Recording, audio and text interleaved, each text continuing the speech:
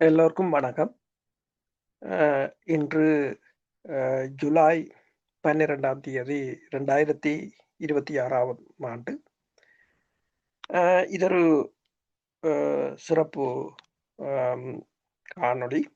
அ ஏனென்று சொன்னால், அமெரிக்காவின்ட மிக முக்கிய குடியரசுக் கட்சியின்ட மிக முக்கிய செனட்டரும், தற்போது இடம்பெற்று வரும் அ போர்களின் பின்னணியில் இருக்கின்ற முக்கிய அ பிரமுகரும், ரஷ்யா, உக்ரைன் போர், ஈரான், அ அமெரிக்க போர் ஆகியவற்றின் பிரதம ஆதரவாளரும், அ இஸ்ரேலின் மிக நெருங்கிய நண்பரும், அ இஸ்ரேலுக்காக இரவு பகலாக பணியாற்றி வந்தவருமான அமெரிக்காவின் முக்கிய குடியரசுக் கட்சியின் செனட்டரும், அதிபர் டொனால்ட் ட்ரம்பின் முக்கிய கூட்டாளியுமான லிண்ட்சே கிரஹாம் தனது 71வது வயதில் காலமாகி இருக்கின்றார்.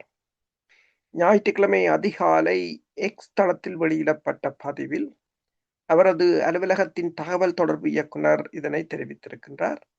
கிரஹாம் சனிக்கிழமை மாலை திடீர் என்று ஒரு குறுகிய காலத்தில் திடீரென்று உடல் நலக்குறைவு ஏற்பட்டு அவர் உடனடியாகவே காலமாகிவிட்டதாக கூறப்படுகின்றது. இந்த இக்கட்டான நேரத்தில் செனட்டர் கிரஹாமின் குடும்பத்தினர் பிரார்த்தனைகளை மேற்கொள்வதுடன் தனிப்பட்ட மக்களின் பிரார்த்தனைகளையும் தாங்கள் மதிப்பதாகவும் கூறியிருக்கின்றனர். இது தொடர்பாக அவரது அலுவலகம் ஒரு செய்திக்குறிப்பை வெளியிட்டிருக்கின்றது. லிண்ட்சே கிரஹாமை பொறுத்தவரையில் 2002 அமெரிக்க செனட்டர் சபைக்கு தேர்ந்தெடுக்கப்பட்டிருந்தார். பின்னர் 2008 மற்றும் 2014 மற்றும் 2020 ஆகிய ஆண்டுகளில் மீண்டும் தேர்ந்தெடுக்கப்பட்டிருந்தார். 1994 தென் கரோலினாவின் 3வது நாடாளுமன்ற தொகுதியிலிருந்து அமெரிக்க நாடாளுமன்றத்தின் கீழவையான பிரதிநிதிகள் சபைக்கு, அதாவது ஹவுஸ் ஆஃப் ரெப்ரசன்டேட்டிவ்க்கு தேர்ந்தெடுக்கப்பட்டு அங்கு பணியாற்றியிருந்தார். அவர் சமீபத்தில் செனட் பட்ஜெட் குழுவின் தலைவராகவும் பணியாற்றியிருந்தார். மேலும் செனட் ஒதுக்கீட்டு குழு என்று சொல்கின்ற அந்த குழுவிலும், செனட் நீதித்துறை குழு மற்றும் செனட் சுற்றுச்சூழல் மற்றும் பொதுப்பணிகள் குழு ஆகியவற்றின் உறுப்பினராகவும் அவர் பணியாற்றியிருக்கின்றார். 2003 அமெரிக்கா ஈராக் மீது நடத்திய படையெடுப்பை அவர் வலுவாக ஆதரித்தார். அந்த போரின் பின்னணியிலும் அவர்தான் இருந்தார். அதனுடன் ஈரானுக்கு எதிரான இராணுவ நடவடிக்கையை நீண்ட காலமாக ஈரான் மீதான தாக்குதலை அமெரிக்கா மேற்கொள்ள வேண்டும் என்று இஸ்ரேலுக்கு அடுத்ததாக நீண்ட காலமாக வாதிட்டு வந்தவர் கிரஹாம் தான். எங்கள் நீண்டகால தேசிய பாதுகாப்பு நலன்களை பாதுகாக்கும் வகையில் பயங்கரவாதத்துக்கு எதிரான போரின் முடிவுகளை பெறுவதற்கு கிரஹாம் தொடர்ந்து வலியுறுத்தி வந்துள்ளார் என்று அவரது இணையதளம் குறிப்பிடுகின்றது. அவர் இஸ்ரேலின் தீவிர ஆதரவாளராகவும், ஈரானுக்கு எதிரான ட்ரம்ப் நடத்தி வரும் நடவடிக்கைகளை வலுவாக ஆதரிப்பவராகவும் இருந்திருக்கின்றார். இஸ்ரேல் மிகவும் இக்கட்டான நிலையில் இருந்த போது அதனுடன் உறுதியாக நின்ற கிரஹாமின் மறைவு தங்களுக்கு வருத்தம் அளிப்பதாக இஸ்ரேலின் பாதுகாப்பு அமைச்சகம் ஞாயிற்றுக்கிழமை காலை தெரிவித்திருக்கின்றது. 2016 குடியரசுக் கட்சியின் அதிபர் வேட்பாளர் போட்டியில் பங்கேற்ற அவர் ட்ரம்பை வெளிப்படையாக விமர்சித்து வந்த நிலையில் முதற்கட்ட தேர்தல் தொடங்குவதற்கு முன்பே போட்டியிலிருந்து விலகினார். இருப்பினும் பின்னர் நாடாளுமன்றத்தில் ட்ரம்பின் மிக உறுதியான கூட்டாளிகளில் ஒருவராக மாறியிருந்தார். அரசியலுக்கு வருவதற்கு முன்பு கிரஹாம் 6 ஆண்டுகளுக்கு மேலாக விமானப்படை வழக்கறிஞராக பணியாற்றியிருந்தார். பின்னர் 1995 விமானப்படை இருப்பு படையின், அதாவது ஏர்ஃபோர்ஸ் ரிசர்வில் இணைந்து 20 ஆண்டுகள் பணியாற்றியிருந்தார். அவர் கேர்னர் பதவியில் இருக்கும்போதுதான் ஓய்வு பெற்றிருந்தார். இவரின் மறைவு தொடர்பாக அமெரிக்க அதிபர் தெரிவித்திருப்பதாவது, அதாவது அமெரிக்க அதிபர் டொனால்ட் ட்ரம்ப் தெரிவித்திருக்கிறது என்னன்னு சொன்னால், செனட்டர் லிண்ட்சே கிரஹாமின் மறைவு குறித்து முதல் முக்கிய அறிக்கையை நான் வெளியிடுகிறேன். நான் இதுவரை அறிந்த மிகச் சிறந்த செனட்டர்களில் ஒருவரான செனட்டர் லிண்ட்சே கிரஹாம் காலமாகியிருக்கின்றார். அவர் எப்போதும் அயராது உழைப்பவர் மற்றும் உண்மையான அமெரிக்க தேசபக்தர். லிண்ட்சேயின் மறைவு மிகுந்த துயரத்தை அளிக்கிறது. அவர் மிகவும் நினைவு கூறப்படுவார். வரவிருக்கும் நிகழ்வுகள் குறித்து விவரங்களை பின்னர் அறிவிக்கப்படும். இது மிகவும் வருத்தமளிக்கும் செய்தியாகும் என்று ட்ரம்ப் தெரிவித்திருக்கின்றார். இதே சமயம் இஸ்ரேலின் முன்னாள் பிரதமர் பெனட் என்ன தெரிவித்திருக்கிறார் என்று சொன்னால், என் நண்பரின் மறைவு செய்தி கேட்டு என் இதயம் உடைந்து போனது. இஸ்ரேல் தனது மிகச்சிறந்த நண்பர்களில் ஒருவரை இழந்துவிட்டது என்று கூறியிருக்கின்றார். அதே நேரம் ஈரானிய பேச்சுவார்த்தை குழுவின் தலைவரும் பேராசிரியருமான முகமது மராண்டி என்ன கூறியிருக்கிறார் என்று சொன்னால், அதாவது இந்த கிரஹாமின் மறைவு அவர் இந்த தற்போது அமெரிக்கா இந்த ஞாயிற்றுக்கிழமை அதிகாலை ஈரான் மீது ஆரம்பித்திருக்கின்ற மிகப்பெரிய தாக்குதல், அதற்கு ஈரான் கொடுத்திருக்கின்ற பதிலடிகள், அதைத் தொடர்ந்து திங்கட்கிழமை இந்த எண்ணெய் விலை எவ்வளவு தூரத்துக்கு எகரப்போகிறது என்பதை பார்ப்பதற்கு முதல் லின்சே சென்று விட்டார் என்று அவர் ஒரு நையாண்டியாக தெரிவித்திருக்கின்றார். அதே சமயம் அமெரிக்க செனட்டர் லின்சே கிரஹாமின் அலுவலகத்தில் உள்ள உயர்மட்ட அதிகாரி ஒருவரை மேற்கோள் காட்டி இந்த என்பிசி என்ற செய்தி ஊடகம் தெரிவித்திருப்பதாவது, அவரது இறப்புக்கு முன்னர் அவரது உடல் நிலையில் எந்த விதமான மோசமான மாற்றமும் ஏற்பட்டதற்கான அறிகுறிகள் எதுவும் இல்லை என்றும், அவர் நல்ல உடல்நிலையில் தான் இருந்தார் என்றும் அது கூறியிருக்கின்றது. அதே நேரம் இஸ்ரேலிய பிரதமர் கூறியிருக்கின்றார், செனட்டர் பெஞ்சமின் நெத்தனியாகு கூறியிருக்கின்றார், செனட்டர் கிரஹாமின் மறைவுக்காக நாங்கள் துயருகிறோம். எங்கள் கடைசி சந்திப்பின் போது லின்சேயை விட சிறந்த நண்பர் எங்களுக்கு யாரும் இல்லை என்று நான் அவரிடம் கூறியிருந்தேன். இஸ்ரேல் தனது மிகச்சிறந்த நண்பர்களில் ஒருவரை இழந்து விட்டது. நானும் ஒரு நெருங்கிய நண்பரை இழந்து விட்டேன் என்று பெஞ்சமின் நெத்தனியாகு தெரிவித்திருக்கின்றார். CNN தொலைக்காட்சி லின்சே கிரஹாமின் மறைவு செய்தி அறிவிக்கப்பட்ட தருணத்தில் யாரும் எதிர்பார்க்காத ஒரு செய்தியை CNN இப்போது பெற்றுள்ளது. லின்சே கிரஹாம் காலமாக இருக்கிறார் என்று CNN தெரிவித்திருக்கிறார். அதாவது யாருமே இதை எதிர்பார்க்கவில்லை என்பதுதான் இந்த ஊடகங்களின் கருத்தின் அடிப்படையில் தெரிவிக்கப்படுகின்றது. அதே நேரம் மார்ச் 2026 ஈரான் மீதான அமெரிக்க இஸ்ரேல் தாக்குதல்கள் தொடங்கிய போது லின்சே கிரஹாம் அளித்த பேட்டியில், ஈரான் இஸ்லாமிய குடியரசு வீழ்ச்சியடைவதற்கு ஈரானின் இஸ்லாமிய குடியரசானது வீழ்ச்சியடைவதற்கு இன்னும் 2 வாரங்களே இருக்கின்றன என்று கூறியிருந்தார். அதாவது ஈரானின் நாட்கள் எண்ணப்படுவதாக கூறியிருந்தார். அதே சமயம் இந்த அதாவது இவர் திடீரென்று மரணம் அடைவதற்கு முன்னர் அமெரிக்க அதிபரை படுகொலை செய்வதற்கான ஈரானின் சதித்திட்டம் குறித்து இஸ்ரேலுக்கான அமெரிக்க தூதர் மைக் ஹக்கபி கூறியதாவது, அதிபர் ட்ரம்பை ஒழித்துக்கட்டு நோக்கில் ஒரு குறிப்பிட்ட சதி திட்டம் குறித்து இஸ்ரேலிய உளவுத்துறையினர் இந்த வாரம் எங்களுக்கு தகவல் அளித்திருக்கின்றார் என்றும், இது மிகவும் தீவிரமான ஒரு விடயம் என்றும், ஈரானியர்கள் கூறுவதும் செய்வதும் கடந்த 47 ஆண்டுகளாக அவர்கள் செய்து வருவதிலிருந்து எந்த வகையிலும் மாறுபட்டதில்லை என்பதையும் அமெரிக்கர்கள் புரிந்து கொள்வது அவசியம் என்றும், அமெரிக்கா அழியட்டும், டெத் ஆஃப் அமெரிக்கா என்பது அவர்கள் நீண்ட காலமாக பயன்படுத்தி வரும் முழக்கமாகும் என்றும், சுருக்கமாக சொன்னால் அவர்கள் மாறவில்லை, அவர்கள் மாறுவார்கள் என்று நாங்கள் நம்புகிறோம், அதைத்தான் நான் நம்பவும் விரும்புகிறேன். அவர்களின் தீய நடத்தையை மாற்றிக்கொள்ள யாரேனும் ஒருவரால் அவர்களை சம்மதிக்க வைக்க முடியும் என்றால் அது அதிபர் ட்ரம்ப் மட்டுமே என்று தெரிவித்திருக்கின்றார். இதே நேரம் ஈரான் குறித்து லின்சே கூறியது என்னென்று சொன்னால், லின்சே கிரஹாம் கூறியது என்னென்று சொன்னால், முதல் இந்த போர் ஆரம்பிப்பதற்கு முன்னர் இந்த ஆட்சி கவிழும் போது நாம் நமது பைகளை பணத்தால் நிரப்புவோம், அதாவது ஈரானின் வீழ்ச்சி எங்கள் பணப்பையை நிரப்பும் என்று லின்சே கிரஹாம் கூறியிருந்தார். இந்த என்பிசி நியூஸின் தகவலின்படி வாஷிங்டனில் உள்ள கேபிட்டல் ஹில்லில் அமைந்திருக்கின்ற கிரஹாமின் இல்லத்துக்கு அவருக்கு மாரடைப்பு ஏற்பட்டுள்ளதாக வந்த தகவலை தொடர்ந்து மருத்துவ குழுவினர் சென்றனர் என்றும், பின்னர் அவர்கள் செனட்டரை ஸ்ட்ரெச்சரில் வைத்து வெளியே கொண்டு வந்து ஆம்புலன்ஸில் ஏற்றியதாகவும், சம்பவ இடத்தில் காவல்துறை மற்றும் தீயணைப்பு படையினரும் இருந்தனர் என்றும், வெள்ளிக்கிழமை அன்று உக்ரைனில் வெலடிமிர் செலன்ஸ்கியை சந்தித்து விட்டு திரும்பிய சிறிது நேரத்தில் கிரஹாம் காலமாகி இருப்பதாகவும் இந்த என்பிசி நியூஸ் தெரிவித்திருக்கின்றது. அதே சமயம் இஸ்ரேலின் சர்ச்சைக்குரிய அமைச்சரான பென் ஹவிர் என்ன கூறியிருக்கிறார் என்று சொன்னால், இஸ்ரேல் தனது மிகச்சிறந்த நண்பர்களில் ஒருவரை இழந்து விட்டது என்று கூறியிருக்கின்றார். ஐரோப்பிய ஒன்றியத்தின் தலைவர் உர்சுலா வோன் டெர் லெயன் என்ன தெரிவித்திருக்கிறார் என்று சொன்னார், செனட்டர் லின்சே கிரஹாமின் குடும்பத்தினருக்கும் அன்பிற்குரியவர்களுக்கும் எனது இரங்கலை தெரிவித்துக் கொள்கிறேன்.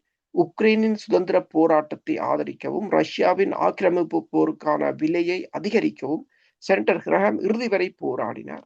ஐரோப்பிய ஒன்றியத்துடன் நெருக்கமாக இணைந்து பொருளாதார தடைகளை வலுப்படுத்துவதில் அவர் அயராது உழைத்தார். உறுதியான மற்றும் அச்சமற்ற தலைவர், அவர் மிகவும் நினைவு கூறப்படுவார் என்று தெரிவித்திருக்கிறார். இதே நேரம் செனட்டர் கிரஹாமின் திடீர் மரணம் குறித்து சதித்திட்ட கோட்பாடுகள், அதாவது கான்ஸ்பைரசி தியரி என்று சொல்றது, அது பரவி வருவதாகவும் தெரிவிக்கப்படுகிறது. அதில் சில தகவல்கள் என்னென்று சொன்னால், அவர் இறப்பதற்கு 5 நாட்களுக்கு முன்னர் இந்த IRGC ஈரானிய புரட்சி படை அவருக்கு எதிராக ஒரு நோட்டீஸை ஒட்டி பகிரங்கமாக அவரை படுகொலை செய்ய போவதாக மிரட்டியிருந்ததாக கூறப்படுகிறது. இறப்பதற்கு சற்று முன்னர் அவர் கீவ், அதாவது உக்ரைன் அதிபர் ஜெலன்ஸ்கியை சந்தித்து ரஷ்யாவுக்கு எதிரான புதிய பொருளாதார தடைகளின் தொகுப்பை தயாரித்து போட்டு வந்திருந்தார். அமெரிக்கா திரும்பிய 24 மணி நேரத்துக்குள்ளேயே அவர் மயங்கி விழுந்து பின்னர் இறந்து விட்டதாக தகவல்கள் தெரிவிக்கின்றன. இது ரஷ்யாவின் வேலையா அல்லது ஈரானின் வேலையா என்று மக்கள் கேள்வி எழுப்புகின்றனர் என்றும், ஆனால் இது கமேனிகளில் அதாவது இது இதய நோய்களின் காரணமாக நிகழ்ந்திருக்கலாம் என்றும் கூறுகிறார்கள். கீவ் நகரில் போரை தூண்டிய லிண்ட்சே கிரஹாம் ரஷ்யா ஒழித்து விட்டதா என்றும் சிலர் இப்போது கேள்வி எழுப்புகின்றனர். அவர்கள் அதற்கு வைக்கின்ற காரணம் என்னென்று சொன்னால், ரஷ்யர்களை கொல்வதை நான் செய்வதிலேயே சிறந்த முதலீடு என்று பிரபலமாக வர்ணித்து வந்தவர் தான் அமெரிக்க செனட்டர் லிண்ட்சே கிரஹாம். உக்ரைனின் பயணத்தை முடித்த உடனேயே திடீர் உடல் நலக்குறைவால் அவர் தனது 71வது வயதில் காலமாகி இருக்கின்றார். இந்த 48 மணி நேர மரண கால வரிசையை புறக்கணிக்க முடியாதவாறு அவர், அதாவது இறப்பதற்கு முன்னர் அவரின் 48 மணி நேரமும் ஒரு புறக்கணிக்க முடியாது என்று கூறியிருக்கின்றன. அதில் அவர்கள் சொல்கின்ற காரணம் என்னென்று சொன்னால், லிண்ட்சே கிரஹாம் ஜெலன்ஸ்கியை சந்தித்து கீவ் நகரில் உள்ள ஒரு இரகசிய ட்ரோன் உற்பத்தி நிலையத்தை சுற்றி பார்த்திருக்கின்றார். அவர் சுற்றி பார்த்த சில மணி நேரங்களுக்கு பிறகு ரஷ்ய பாதுகாப்பு அமைச்சகம் ஒரு மிக பெருமளவான ஏவுகணை தாக்குதலை தொடுத்து அந்த தொழிற்சாலையை முற்றாக தகர்த்திருந்தது. அதே நேரத்தில் நேட்டோவின் உயர்மட்ட தளபதிகள் தங்கியிருந்ததாக கூறப்படும் கீவ் நகரில் உள்ள ஒரு முக்கிய ஹோட்டலில் ரஷ்யாவின் துல்லிய ஏவுகணைகள் தரமட்டமாக்கி இருக்கின்றன. வீடு திரும்பிய உடனேயே கிரஹாம் உடனடியாக திடீரென்று இறந்து விடுகிறார். அவர் ரஷ்யா மீது ஒரு தடைகளை விதிக்க விரும்பினார். ஆனால் அதற்கு பதிலாக அவர் நேரடியாகவே மரணத்தை சந்தித்து விட்டார் போல் தெரிகிறது என்று அந்த ஊடகங்கள் தெரிவித்திருக்கின்றன.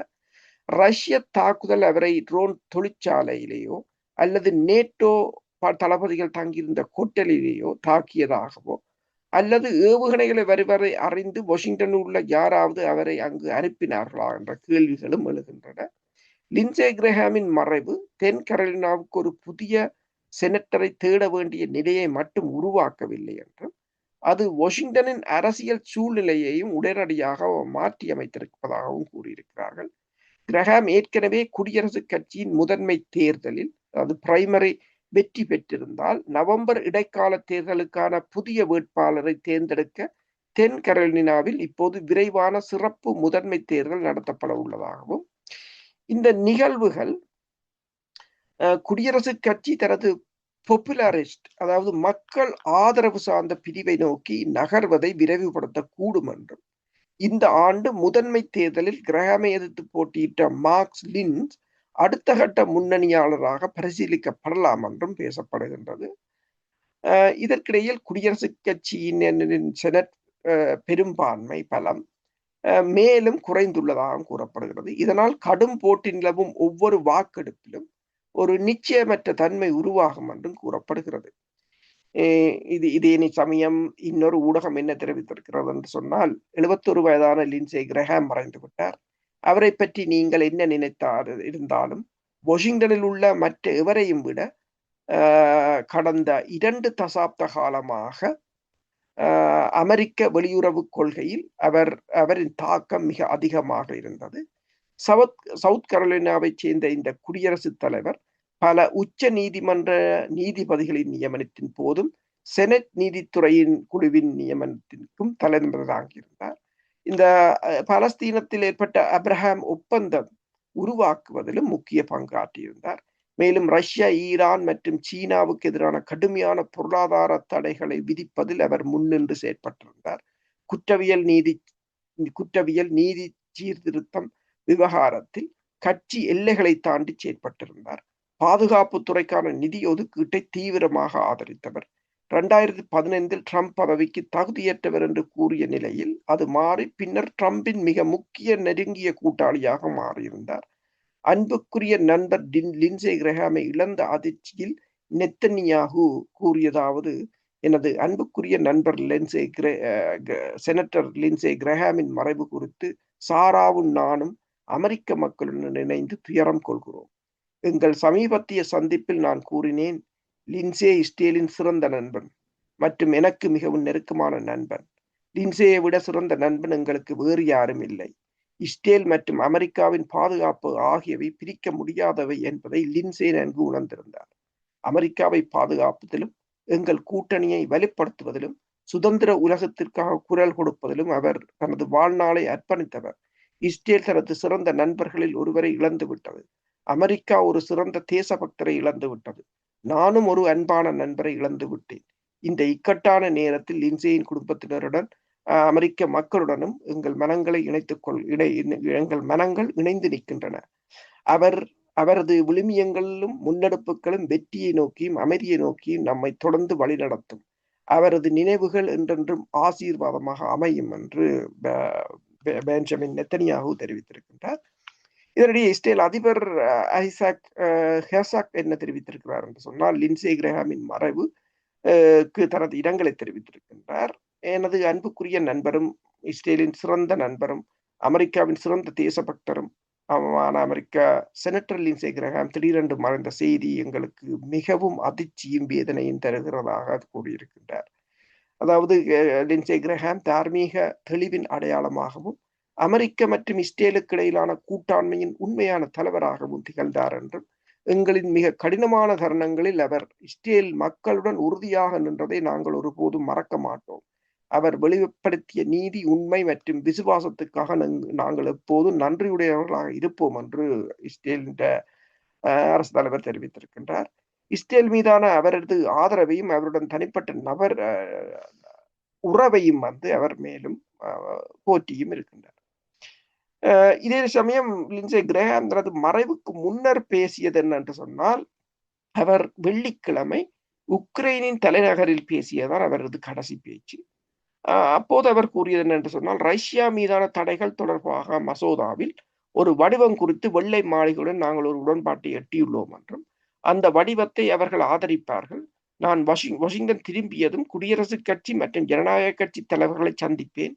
இந்த போரை முடிவுக்கு கொண்டு வர அதிபர் ட்ரம்புக்கு தேவையான வழிமுறைகளை வழங்கும் ரஷ்யா மீதான தடைகள் அடங்கிய இந்த தொகுப்பு நடவடிக்கையை முன்னெடுப்பதற்கான நேரத்தை ஒதுக்க முடியுமா என்று நான் அவர்களுடன் ஆலோசிப்பேன் என்று தெரிவித்திருந்தார். ஆனால் அவர் அந்த ஆலோசனை செய்வதற்கு முன்னரே, அதாவது வந்து இறங்கி சில மணி நேரத்தில் அவர் இறந்து விட்டதாக கூறப்படுகின்றது. இதனிடையே இவரை லின்சே கிரஹாமை பொறுத்தவரையில் ரஷ்யா, சீனா, ஈரான், வடகொரியா போன்ற நாடுகளுக்கு மட்டும் எதிரானவர் அல்ல, இந்தியாவுக்கு எதிரானவர் என்றும் கூறப்படுகிறது. இந்தியாவும் ரஷ்யாவும் மேற்கொள்கின்ற வர்த்தகத்தை தடை செய்வதற்காக இந்தியா மீது கடும் பொருளாதார தடைகளை விதிப்பதில் இவர்தான் முன்னின்று செயற்பட்டவர் என்றும் கூறப்படுகின்றது. இதனிடையே இஸ்ரேலிய அதிபர் பெஞ்சமின் நெத்தன்யாகு அமெரிக்கா செல்ல இருப்பதாகவும், லின்சே கிரஹாமின் இறுதிச் சடங்கில் அவர் பங்கு பெற்றுவதுடன் அதன் பின்னர் அமெரிக்க அதிபரை சந்திக்க உள்ளதாகவும் கூறப்படுகின்றது. இதனிடையே லின்சே கிரஹாமை பொறுத்தவரையில் கடந்த 10ஆம் நாளும் ஜூலை 10ஆம் தேதியும் 11ஆம் தேதியும் அவர் இறுதியாக இஸ்ரேலுக்கு பயணித்திருந்தார். அதுதான் அவரது இறுதி பயணமாகவும் அமைந்திருக்கின்றது. இது இன்று திடீரென்று, அதாவது யாரும் எதிர்பார்க்காத ஒரு தகவல். மேலதிக தகவல்களுடன் நாங்கள் மீண்டும் அடுத்த காணொளியில் சந்திப்போம். அதுவரை நன்றி. நீங்கள் இந்த காணொளி பிடித்திருந்தால் உங்கள் நண்பர்களுக்கும் உறவினர்களுக்கும் இதை அனுப்புங்கள், சப்ஸ்கிரைப் பண்ண சொல்லுங்கள். தொடர்ந்து இவ்வாறான தகவல்களை நீங்கள் கேட்கலாம். நன்றி.